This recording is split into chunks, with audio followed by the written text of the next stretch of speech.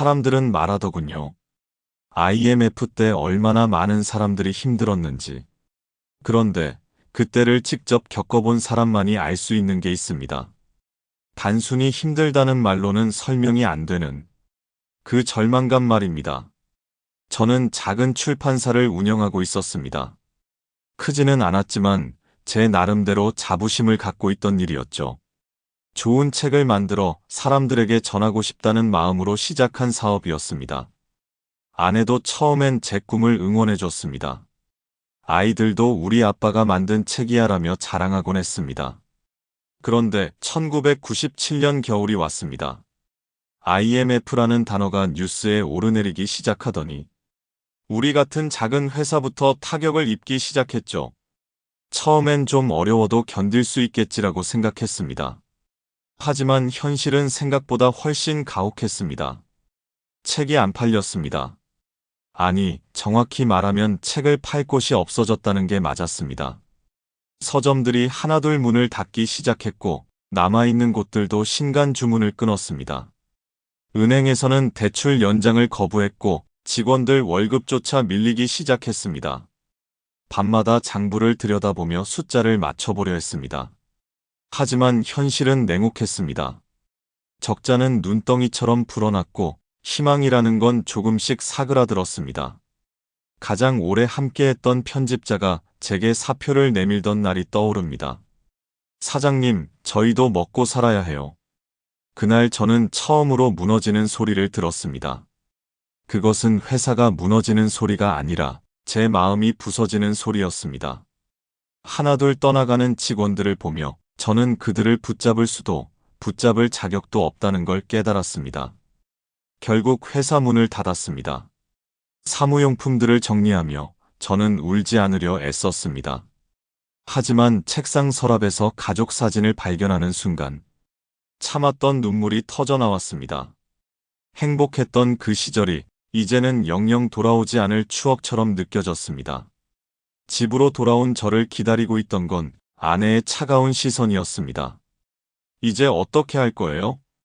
그 목소리에는 더 이상 위로나 격려가 담겨 있지 않았습니다. 절망과 원망, 그리고 깊은 실망만이 남아 있었습니다. 저는 대답할 말을 찾지 못했습니다. 솔직히 저도 몰랐거든요. 어떻게 해야 할지, 무엇부터 시작해야 할지. 빚은 산더미처럼 쌓였습니다. 집을 팔아도 모자랐고 차도 처분해야 했습니다. 아이들은 전학을 가야 했고 저희 가족은 작은 월세방으로 이사 갔습니다. 그 좁은 방에서 내 식구가 다닥다닥 붙어 살기 시작했습니다. 그때부터였을까요? 아내의 표정에서 웃음이 사라진 게 아이들도 예전처럼 저에게 달려와 아빠 하고 부르지 않았습니다. 저는 더 이상 자랑스러운 아빠가 아니었습니다. 그냥 실패한 가장일 뿐이었죠. 한동안은 재기해보려 발버둥 쳤습니다. 이곳저곳을 다니며 일자리를 구해봤고 작은 사업이라도 다시 시작하려 했습니다. 하지만 세상은 호락호락하지 않았습니다. 나이는 많고 경력은 특별할 것 없고 게다가 신용불량자인 제게 기회를 주는 곳은 없었습니다. 시간이 흐를수록 아내와의 사이는 더 멀어졌습니다. 말도 줄어들었고 함께 있어도 서먹했습니다. 아이들 앞에서는 티를 내지 않으려 했지만 아이들도 다 알았던 것 같습니다. 집안 분위기는 점점 무거워졌으니까요. 그러던 어느 날 아내가 짐을 꾸리고 있었습니다. 아이들 옷가지를 가방에 넣고 있는 모습을 보는 순간 제 다리에 힘이 빠졌습니다. 어디 가시는 거예요? 친정에 잠깐 가 있을게요. 당신도 혼자 있는 시간이 필요할 것 같아서. 잠깐이라고 했지만 저는 알고 있었습니다. 이게 마지막 일 수도 있다는 걸. 아내의 눈빛에는 더 이상 저에 대한 기대나 희망이 없었으니까요.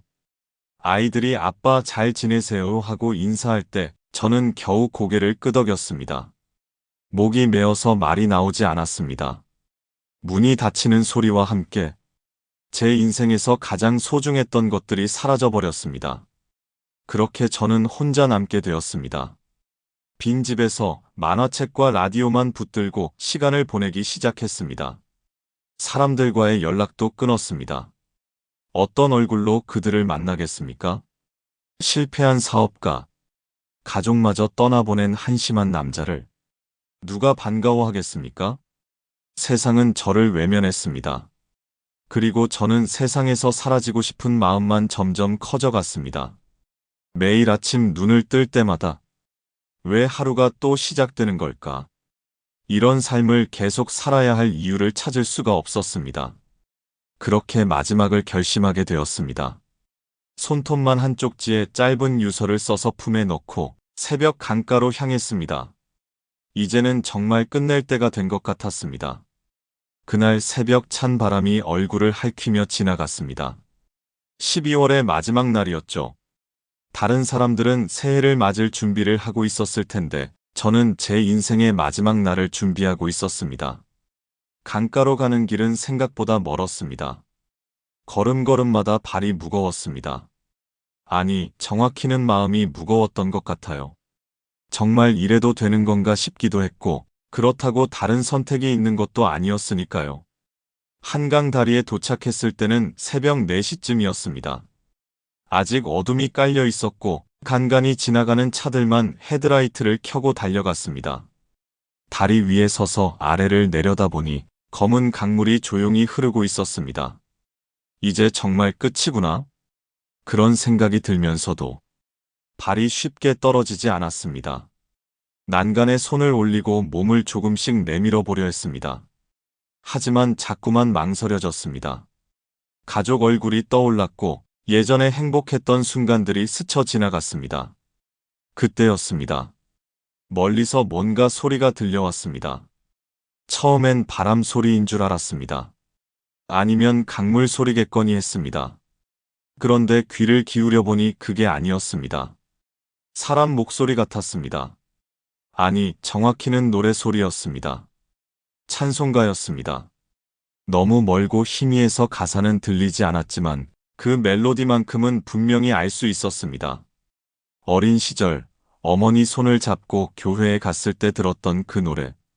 바로 나 같은 죄인 살리신이었습니다. 이상하게도 그 순간 몸을 내밀려던 제 발걸음이 멈췄습니다. 왜 그랬는지 지금도 잘 모르겠습니다. 그냥 그 노래를 끝까지 듣고 싶다는 생각이 들었거든요. 마지막으로 저 노래만 듣고 가자. 그런 마음이었던 것 같습니다. 그래서 발길을 돌렸습니다. 노래가 들려오는 쪽으로요.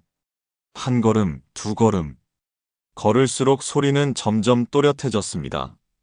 처음엔 한 사람의 목소리 같았는데 가까워질수록 여러 명이 함께 부르는 소리라는 걸 알게 됐습니다.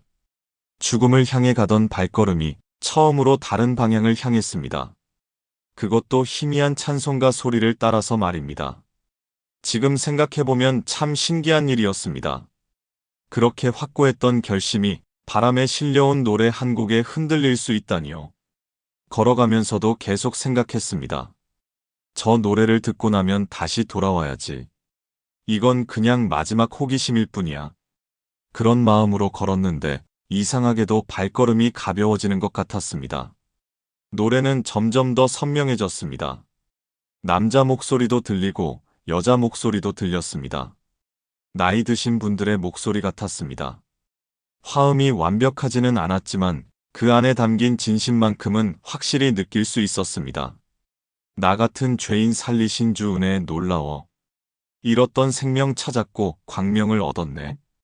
가사도 들리기 시작했습니다. 어린 시절 외웠던 그 가사들이 하나하나 귀에 들어왔습니다. 그런데 왜일까요? 그 순간 눈물이 났습니다.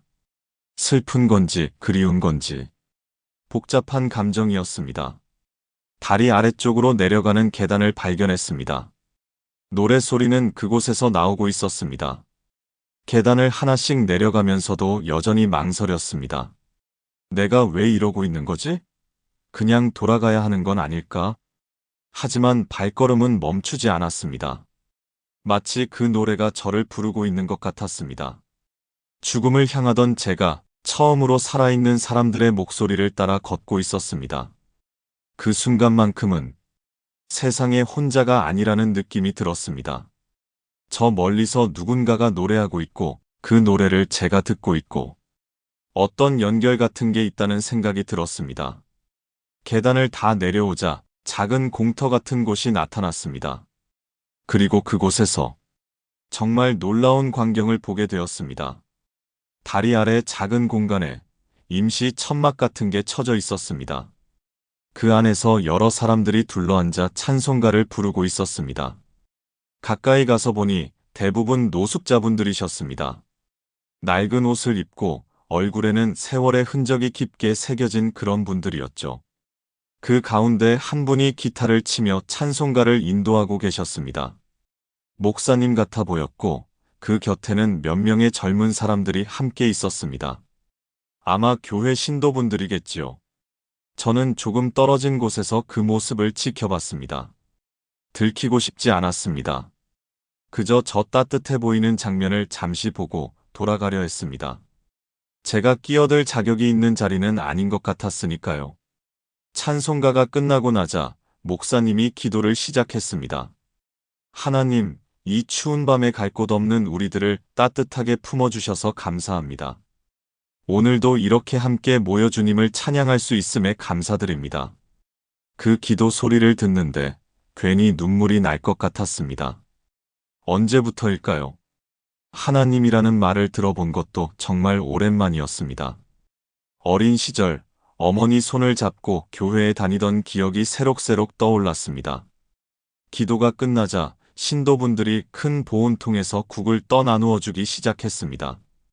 김이 모락모락 나는 따뜻한 국이었죠.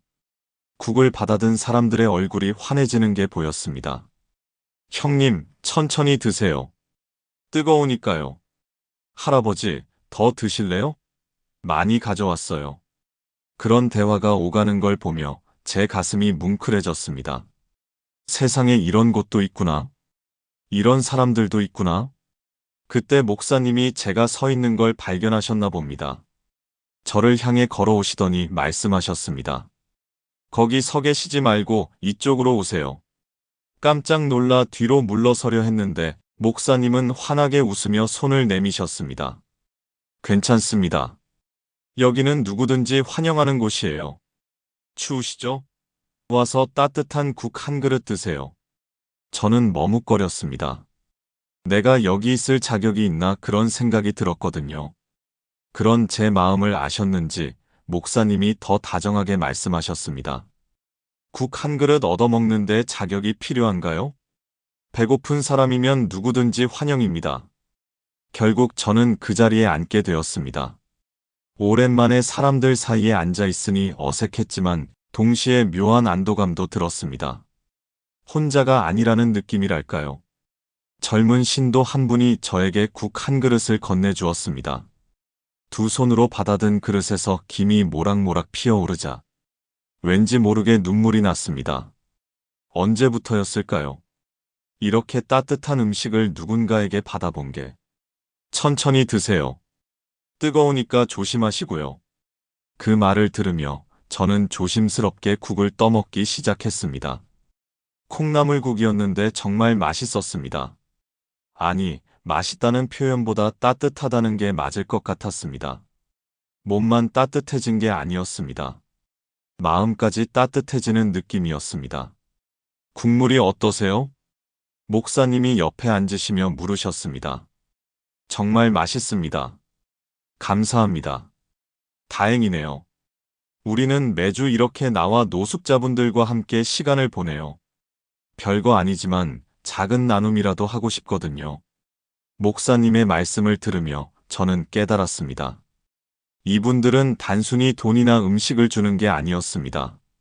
함께 앉아 이야기하고 찬송가를 부르고 진심으로 사람을 대하고 계셨던 겁니다. 혹시 어떻게 이곳을 찾게 되셨나요? 목사님의 질문에 저는 대답을 망설였습니다. 죽으러 가던 길에 찬송가 소리를 듣고 왔다. 그렇게 말할 수는 없었으니까요. 한참 고민하다가 그냥 짧게 말했습니다. 그냥 찬송가 소리가 들려서요. 아, 그러셨군요. 하나님께서 이끄셨나 보네요. 그 말을 듣는 순간 제 가슴이 뭉클해졌습니다. 정말 하나님이 죽음을 향해 가던 저를 이곳으로 이끄신 걸까요? 국을 다 먹고 나니 목사님이 조용히 말씀하셨습니다. 당신은 잊힌 존재가 아닙니다. 하나님은 당신을 기억하고 계세요. 그 순간 저는 더 이상 눈물을 참을 수 없었습니다. 얼마나 오랫동안 저는 잊힌 존재라고 생각하며 살아왔는지, 아무도 나를 기억하지 않을 거라고, 사라져도 아무도 모를 거라고 믿었는데, 괜찮습니다. 우셔도 돼요. 울고 싶을 때 우는 게 자연스러운 겁니다. 목사님은 제 어깨를 가만히 두드려 주셨습니다. 그 따뜻한 손길에 저는 더욱 크게 울었습니다. 얼마나 오랫동안 누군가의 따뜻한 손길을 그리워했는지. 그렇게 한참을 울고 나니 마음이 조금 가벼워졌습니다. 가슴 속에 꽁꽁 얼어붙었던 무언가가 조금씩 녹기 시작하는 것 같았습니다. 내 안에 남아있던 마지막 온기가 다시 피어오르기 시작하는 것 같았습니다. 그날 밤 저는 그분들과 함께 새벽까지 있었습니다. 그리고 더 이상 죽음을 생각하지 않았습니다. 적어도 그 순간만큼은 살아있다는 게 나쁘지 않다고 생각했으니까요. 다음 날 오후 저는 집 근처 버스 정류장에서 버스를 기다리고 있었어요. 어디 갈 일이 있어서가 아니라 그냥 집에 혼자 있기가 답답해서였습니다. 전날 밤 쉼터에서의 일이 자꾸 생각나더군요. 꿈이었나 싶기도 하고 정말 그런 일이 있었나 싶기도 하고 버스를 기다리는데 옆에 중년 여성분 한 분이 서 계시더군요. 단정한 옷차림에 온화한 인상을 가진 분이었어요. 그분이 먼저 말을 거셨습니다. 혹시 어젯밤에 한강 다리 아래 계셨던 분 아니세요? 깜짝 놀라서 그분을 쳐다봤어요. 어떻게 저를 아시는 거지? 그런 생각이 들었거든요. 그게 어떻게? 아, 제가 어제 그곳에서 봉사를 했거든요. 목사님과 함께 나온 교인 중 한 명이에요. 멀리서 봤는데 맞는 것 같아서 말씀드려봤어요. 그제서야 기억이 났어요. 어젯밤 국을 나눠주시던 분들 중 한 분이셨구나. 아, 그러셨군요. 어제는 정말 감사했습니다. 뭘요?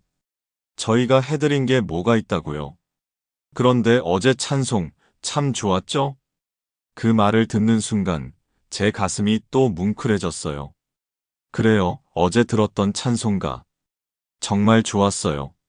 아니, 좋았다는 표현으로는 부족하죠. 제 인생을 바꿔놓았으니까요. 네, 정말 좋았어요. 사실 저는 그 순간 뭔가 말하고 싶어졌어요. 어제 어떤 마음으로 그곳에 갔었는지, 그리고 그 찬송가가 저에게 어떤 의미였는지, 그런 걸 누군가에게 털어놓고 싶었습니다.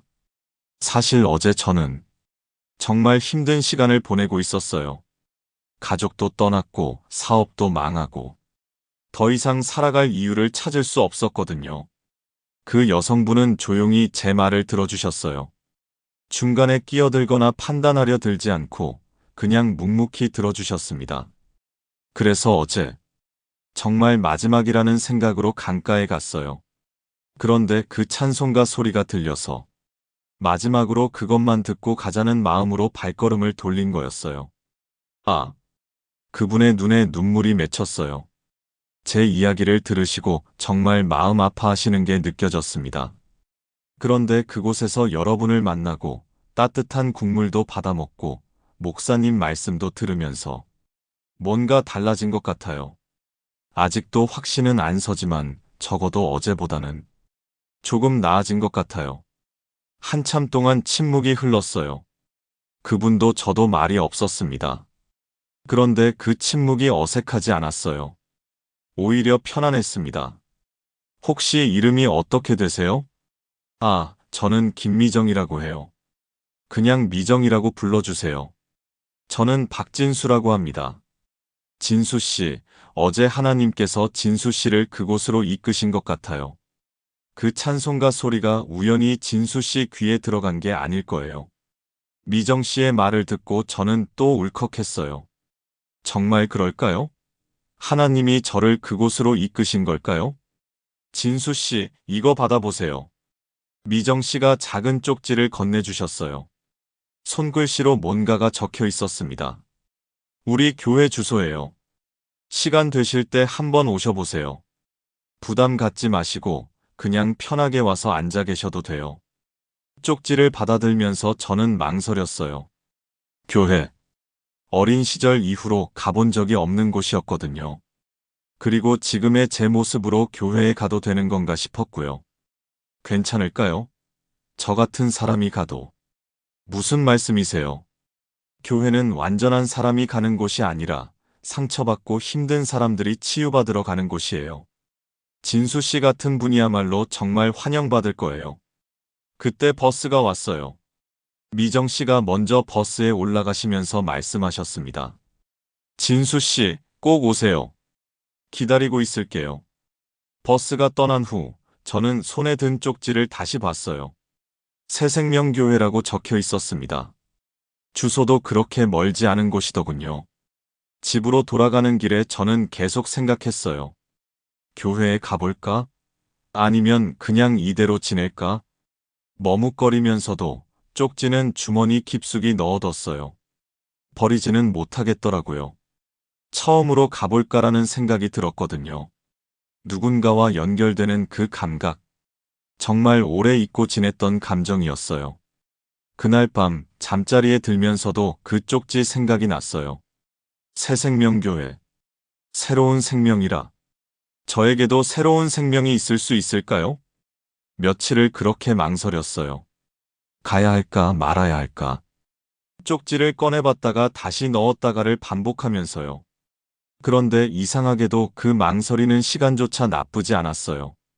적어도 죽음을 생각하지는 않았으니까요.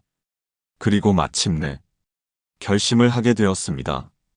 다음 날 오후 저는 집 근처 버스 정류장에서 버스를 기다리고 있었습니다. 어디 갈 일이 있어서가 아니라 그냥 집에 혼자 있기가 답답했거든요. 전날 밤 쉼터에서의 일이 자꾸 떠올랐습니다. 꿈이었나 싶기도 하고 정말 있었던 일인가 싶기도 했습니다. 버스를 기다리는데 옆에 중년 여성 한 분이 서 계셨습니다. 단정한 옷차림에 온화한 인상을 가진 분이었습니다. 그분이 먼저 말을 거셨습니다. 혹시 어젯밤 한강 다리 아래 계셨던 분 아니세요? 깜짝 놀라서 그분을 쳐다봤습니다. 어떻게 저를 아시는 거지? 그런 생각이 들었거든요. 그게 어떻게? 아, 제가 어제 그곳에서 봉사를 했거든요. 목사님과 함께 나온 교인 중 한 명이에요. 멀리서 뵀는데 맞는 것 같아서 말씀드려봤어요. 그제서야 기억이 났습니다. 어제 국을 나눠주던 분들 중 한 분이셨구나. 아, 그러셨군요. 어제는 정말 감사했습니다. 뭘요? 저희가 해드린 게 뭐가 있다고요? 그런데 어제 찬송 참 좋았죠? 그 말을 듣는 순간 제 가슴이 뭉클해졌습니다. 그래요. 어제 들었던 그 찬송가 정말 좋았습니다. 아니, 좋았다는 말로는 부족했습니다. 제 인생을 바꿔놓았으니까요. 네, 정말 좋았어요. 사실 저는 그 순간 왠지 말하고 싶어졌습니다.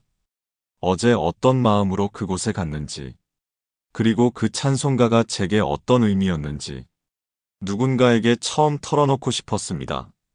사실 어제 저는 정말 힘든 시간을 보내고 있었어요. 가족도 떠났고 사업도 망했고 더 이상 살아갈 이유를 찾을 수 없었거든요. 그 여성분은 조용히 제 말을 들어주었습니다. 중간에 끼어들지도 판단하려 하지도 않았습니다. 그저 묵묵히 들어주셨습니다. 그래서 어제 마지막이라는 생각으로 강가에 갔어요. 그런데 그 찬송가 소리가 들려서 마지막으로 그것만 듣고 가자고 발걸음을 돌린 거였어요. 아, 그분의 눈에 눈물이 맺혔습니다. 제 이야기를 듣고 진심으로 마음 아파하시는 게 느껴졌습니다. 그런데 그곳에서 여러분을 만나고 따뜻한 국도 먹고 목사님 말씀도 들으면서 뭔가 달라진 것 같아요. 아직 확신은 없지만 적어도 어제보다는 조금 나아진 것 같아요. 한참 동안 침묵이 흘렀습니다. 하지만 그 침묵은 어색하지 않았습니다. 오히려 편안했습니다. 혹시 이름이 어떻게 되세요?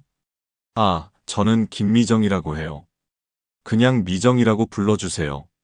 저는 박진수라고 합니다. 진수 씨, 어제 하나님께서 진수 씨를 그곳으로 이끄신 것 같아요. 그 찬송가가 우연히 귀에 들어간 게 아닐 거예요. 그 말을 듣는 순간 저는 또 울컥했습니다. 정말 하나님이 저를 이끄신 걸까요? 진수 씨, 이거 받아보세요. 미정 씨가 작은 쪽지를 건네주었습니다. 손글씨로 적힌 주소가 있었습니다. 우리 교회 주소예요. 시간 되실 때 한번 오셔보세요. 부담 갖지 마시고 그냥 편하게 와서 앉아 계셔도 돼요. 쪽지를 받아들면서 저는 망설였습니다. 교회라니 어린 시절 이후로 가본 적이 없었거든요. 그리고 지금 제 모습으로 교회에 가도 되는 건가 싶었습니다. 괜찮을까요? 저 같은 사람이 가도. 무슨 말씀이세요? 교회는 완전한 사람이 가는 곳이 아니에요. 상처받고 힘든 사람들이 치유받으러 가는 곳이에요. 진수 씨 같은 분이야말로 정말 환영받을 거예요. 그때 버스가 왔습니다. 미정 씨가 먼저 올라타며 말했습니다. 진수 씨, 꼭 오세요. 기다리고 있을게요. 버스가 떠난 뒤 저는 손에 든 쪽지를 다시 봤습니다. 새생명교회. 주소도 멀지 않은 곳이었습니다. 집으로 돌아오는 길 내내 계속 생각했습니다. 가볼까? 그냥 이대로 있을까? 머뭇거리면서도 쪽지는 버리지 못했습니다. 주머니 깊숙이 넣어두었습니다. 처음으로 가볼까라는 생각이 들었거든요. 누군가와 연결되는 그 감각. 정말 오래 잊고 지냈던 감정이었습니다. 그날 밤 잠자리에 들면서도 쪽지 생각이 났습니다. 새생명교회 새로운 생명이라. 과연 저에게도 새로운 생명이 있을까요? 며칠 동안 망설였습니다. 가야 할까 말아야 할까. 쪽지를 꺼냈다가 다시 넣기를 반복했습니다. 그런데 이상하게도 그 망설이는 시간조차 나쁘지 않았습니다. 적어도 죽음을 생각하지는 않았으니까요. 그리고 마침내 저는 결심을 하게 되었습니다. 일주일쯤 지났을까요? 일요일 오전이었습니다. 날씨가 참 좋았습니다. 햇살은 따뜻했고 바람은 부드럽게 불었죠. 그 순간 오랜만에 밖에 나가고 싶다는 생각이 들었습니다. 문득 미정 씨가 주고 간 쪽지가 떠올랐습니다. 주머니에서 꺼내 펼쳐봤습니다. 새생명교회. 주소를 보니 걸어서 30분이면 닿을 거리였습니다. 그냥 한 번만 가볼까? 부담 갖지 말고 가보자. 어색하면 그냥 나오면 되지. 그런 마음으로 집을 나섰습니다. 하지만 걸어가면서도 계속 망설였습니다. 정말 가도 되는 걸까? 내가 어울릴 수 있을까? 새생명교회는 큰 교회가 아니었습니다. 3층짜리 작은 건물. 1층이 예배당이었죠. 하얀 페인트는 군데군데 벗겨져 있었고 간판도 낡아 보였습니다. 그런데도 왠지 정겹게 느껴졌습니다. 교회 앞에 서니 발걸음이 또 멈췄습니다. 안에서는 찬송가 소리가 희미하게 흘러나왔습니다. 이미 시작했네. 그냥 돌아갈까? 그때 교회 문 앞에 서 있던 한 권사님이 저를 보시더니 환하게 웃으며 다가오셨습니다. 어서 오세요. 처음 오시는 분이시죠? 아, 네. 그런데 예배가 이미 시작된 것 같아서. 괜찮아요, 괜찮아요. 언제든지 환영입니다. 들어가세요. 그분은 자연스럽게 저를 안으로 이끌었습니다. 문을 열자 따뜻한 공기가 얼굴을 감쌌습니다. 밖에 차가운 바람과는 정반대였죠. 안은 아담했습니다. 50명쯤 앉을 수 있는 공간에 30명 정도가 모여 있었습니다. 권사님은 저를 맨 뒤쪽 자리로 안내해 주셨습니다. 그때 강단을 봤습니다. 설교를 하고 계신 분은 바로 한강 다리 아래에서 뵀던 그 목사님이었습니다. 깜짝 놀라 다시 봤는데 맞았습니다.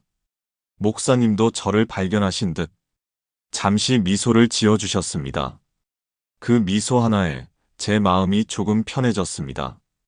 사랑하는 성도 여러분, 이사야 43장 1절 말씀을 함께 읽어보겠습니다. 목사님이 말씀을 인용하셨습니다. 야곱아, 너를 창조하신 여호와께서 지금 말씀하시느니라. 이스라엘아, 너를 지으신 이가 말씀하시느니라. 두려워하지 말라. 내가 너를 구속하였고 내가 너를 지명하여 불렀나니 너는 내 것이라. 그 말씀을 듣는 순간 제 가슴이 쿵 하고 울렸습니다. 내가 너를 지명하여 불렀나니 마치 제게 하시는 말씀 같았습니다. 한강 다리에서 들었던 그 찬송가, 그 소리가 곧 하나님의 부르심이 아니었을까? 사랑하는 성도 여러분, 하나님은 우리 각자를 이름 불러 부르십니다. 당신이 아무리 실패해도, 아무리 절망해도 하나님은 포기하지 않으셨습니다. 하나님은 결코 당신을 버리지 않으셨습니다. 목사님의 설교가 이어졌습니다. 그런데 마치 저만을 향한 설교 같았습니다. 제가 겪었던 일들, 제가 느꼈던 감정들, 그걸 정확히 아시는 분처럼 말씀하셨습니다. 때로는 우리가 너무 깊은 절망에 빠져서 하나님의 음성을 듣지 못할 때가 있습니다. 하지만 하나님은 포기하지 않으십니다. 바람 소리로, 사람의 목소리로, 때로는 작은 친절로 우리를 계속 부르십니다. 그 순간 저는 참을 수 없었습니다. 눈물이 주르륵 흘러내렸습니다. 사람들이 다 보는 자리였지만 상관없었습니다. 그동안 쌓여있던 모든 감정이 한꺼번에 터져나온 것 같았습니다. 옆자리에 앉은 할머니 한 분이 조용히 휴지를 건네주셨습니다. 말은 없으셨지만 따뜻한 눈빛이 말해주셨습니다. 괜찮아요. 설교가 끝나고 찬송가가 울려 퍼졌습니다. 나 같은 죄인 살리신, 바로 한강 다리 아래에서 들었던 그 찬송가였습니다. 저는 가사를 따라 부르며 또 울었습니다. 예배가 끝난 뒤 목사님이 다가오셨습니다. 진수 씨 맞죠? 오셨군요. 정말 반갑습니다. 목사님 저기 설교를 들으면서 많이 우셨네요. 괜찮습니다. 하나님 앞에서 우는 건 부끄러운 게 아니에요. 정직한 반응이죠. 저는 떨리는 목소리로 물었습니다. 목사님, 저는 정말 다시 살아도 될까요?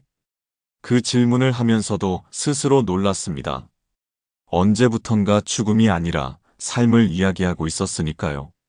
물론이죠. 하나님이 진수 씨를 이곳까지 이끌어 오셨다면 분명 새로운 시작을 준비하고 계신 겁니다. 그날 저는 교회에서 점심까지 얻어먹었습니다. 미정 씨도 있었고 다른 교인분들도 저를 따뜻하게 맞아주셨습니다. 오랜만에 사람들과 함께 밥을 먹으니 밥맛도 좋고 기분도 좋았습니다. 집으로 돌아오는 길에 처음으로 이런 생각을 했습니다. 다시 살아도 괜찮겠구나. 확신은 없었지만 희망이라는 게 있다는 걸 느꼈습니다. 그날 밤 잠자리에 든 저는 오랜만에 편안한 잠을 잤습니다. 악몽도 꾸지 않았고 중간에 깨지도 않았습니다. 그리고 꿈속에서 따뜻한 목소리를 들었습니다. 진수야, 내가 너를 부른다. 그게 하나님의 목소리였는지는 모르겠습니다. 하지만 정말 다정하고 따뜻한 목소리였습니다. 그 소리를 들으며 저는 깊이 잠들 수 있었습니다. 그날 이후 제 삶은 조금씩 달라지기 시작했습니다. 매주 일요일마다 교회에 나갔고 수요 예배에도 참석하게 되었습니다. 처음엔 어색했지만 점점 교회가 제게는 안식처 같은 곳이 되었습니다. 목사님과 개인적으로 상담도 했습니다. 가족을 잃은 슬픔, 사업 실패의 아픔, 그동안 묻어둔 상처들을 다 털어놓았습니다. 목사님은 판단하지 않으셨습니다. 그저 묵묵히 들어주셨습니다. 진수 씨, 하나님은 당신의 아픔을 다 알고 계세요. 그리고 그 아픔을 통해 더 큰 일을 계획하고 계십니다. 그 말씀은 처음엔 잘 이해가 되지 않았지만 시간이 지나면서 조금씩 마음에 스며들었습니다. 교회에서 봉사도 시작했습니다. 청소, 정리 같은 작은 일부터였지만 누군가를 위해 무언가를 한다는 게 이토록 기쁜 일인지 몰랐습니다. 특히 한강 다리 아래 쉼터 봉사에 함께하게 되었을 때 예전에 제가 떠올랐습니다. 절망에 빠진 이들에게 따뜻한 국 한 그릇을 건네며 말했습니다. 형님, 천천히 드세요. 뜨거우니까요. 그 말을 내 입으로 하고 있다는 사실에 저 스스로도 놀랐습니다. 죽음을 준비하던 제가 이제는 누군가를 돌보고 있었으니까요. 목사님의 소개로 작은 일자리도 구했습니다. 교회 근처 복사집이었는데 큰 돈은 아니어도 제게는 소중한 일이었습니다. 다시 사회의 일원이 되었다는 느낌, 잘했다는 말을 들을 수 있다는 기쁨. 그 모든 것이 오랜만에 느껴보는 따뜻함이었습니다. 6개월쯤 지났을 때 문득 가족들이 그리워졌습니다. 아내와 아이들. 그들이 어떻게 살고 있는지, 건강한지, 행복한지 궁금했습니다. 목사님께 말씀드렸습니다. 목사님, 가족들에게 연락하고 싶습니다. 그런데 제가 자격이 있을까요? 목사님은 미소를 지으셨습니다. 물론이죠. 진수 씨가 이렇게 달라진 모습을 가족들도 꼭 봐야 하지 않겠습니까? 하나님이 진수 씨를 바꾸신 것처럼 가족들의 마음도 변화시키실 겁니다. 용기를 내어 아내에게 전화를 걸었습니다. 오랜만에 들은 목소리는 처음엔 차가웠습니다. 하지만 대화를 이어가면서 조금씩 부드러워졌습니다. 여보, 미안해요. 정말 미안해요. 당신 목소리가 달라졌네요. 교회에 나가고 있어요. 일도 하고 있고, 예전보다 더 나은 사람이 되려고 노력하고 있어요. 잠시의 침묵 끝에 아내가 말했습니다. 한번 만나볼까요? 그렇게 약속을 잡았습니다. 아이들과 함께 동네 카페에서 만나기로 했습니다. 그날 떨리는 마음으로 나갔습니다. 아이들을 어떤 얼굴로 봐야 할지, 무슨 말을 해야 할지. 하지만 아이들을 보자마자 눈물이 쏟아졌습니다. 훌쩍 자라버린 모습. 제가 없는 동안에도 아이들은 계속 자라고 있었습니다. 아빠. 둘째가 먼저 달려와 제 품에 안겼습니다. 그 순간 얼마나 그리웠는지 뼈저리게 느꼈습니다. 아빠, 많이 달라졌어요. 첫째의 말에 저는 고개를 끄덕였습니다. 그래, 아빠가 많이 달라졌어. 그리고 앞으로 더 좋은 아빠가 될 거야. 아내와도 긴 대화를 나눴습니다. 교회에 가게 된 일, 하나님을 만난 이야기, 그리고 제 삶의 변화들. 아내의 눈에도 눈물이 고였습니다. 여보, 정말 죽을 뻔했었군요. 응. 그런데 하나님이 살려주셨어. 찬송가 소리로 나를 부르셔서. 그날 이후 가족과의 관계는 조금씩 회복되었습니다. 주말마다 함께 시간을 보냈습니다. 아이들과 놀이공원에도 가고 가족끼리 식사도 했습니다. 그리고 몇 달이 더 지나 마침내 가족이 다시 제 곁으로 돌아왔습니다. 작은 집이었지만 네 식구가 함께 모여 사는 집. 정말 꿈만 같았습니다. 그날 밤 가족들이 모두 잠든 후 저는 조용히 무릎 꿇고 기도했습니다. 하나님, 감사합니다. 가장 낮은 곳에서 절망하던 저를 부르셔서 새로운 삶을 주셨습니다. 이제 저는 더 이상 절망을 준비하는 사람이 아니라 누군가를 돕는 사람이 되겠습니다.